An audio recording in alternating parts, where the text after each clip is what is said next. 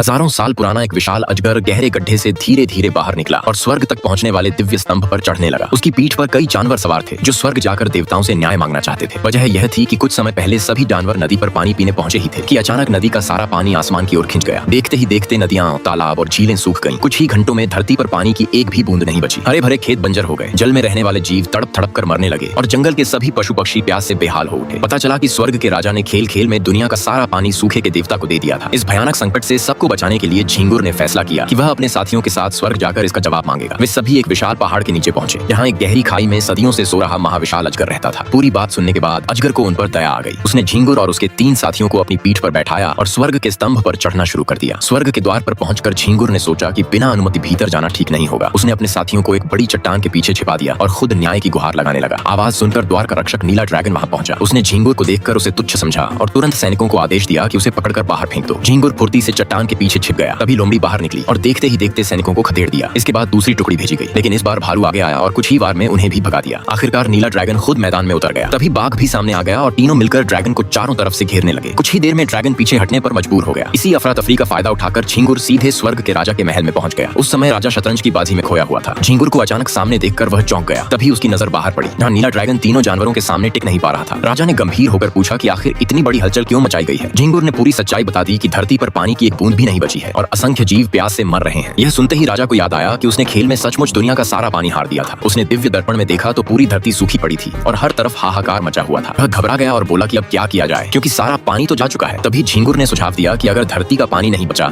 तो आसमान के बादलों से वर्षा करवाई जा सकती है। यह सुनते ही राजा को उपाय सूझ गया। उसने अपने दिव्य आसन पर हाथ रखा और देखते ही देखते चारों दिशाओं में काले बादल फैल गए। उधर सूखे का देवता खुशी मना रहा था और मंत्रों से पानी को पहाड़ों के भीतर कैद कर रहा था। तभी अचानक पूरा आकाश घने बादलों से भर गया और मूसलाधार बारिश शुरू हो गई। सूखे का देवता हैरान रह गया। उसने सोचा भी नहीं था कि राजा के पास ऐसा उपाय भी होगा। थोड़ी ही देर में सूखी नदियां फिर से लबालब भर गईं। झीलों में पानी लौट आया और सूखी धरती दोबारा हरी भरी होने लगी। सभी जानवर खुशी से झूम उठे और पानी में कूदकर खेलने लगे। फिर राजा ने एक बार और संकेत किया। बादल छौंट गए और आसमान से धरती तक एक सुंदर इंद्रधनुष बन गया। उसी इंद्रधनुष के रास्ते चारों पशु वीर वापस धरती पर लौट आए। विदा लेते समय राजा ने झिंगुर से कहा कि आगे कभी धरती पर सूखा पड़े तो स्वर्ग आने की जरूरत नहीं है, बस आसमान की ओर देखकर जोर से आवाज लगाना, मैं सुनते ही वर्षा भेज दूंगा। झिंगुर ने आदर से यह बात स्वीकार कर ली। तभी से जब भी सूखा पड़ता है झिंगुर की आवाज गूंजते ही बादल उमड़ पड़ते हैं और बारिश होने लगती है। इसलिए लोग कहते हैं जब झिंगुर पुकारता है तब बरसात जरूर आती है।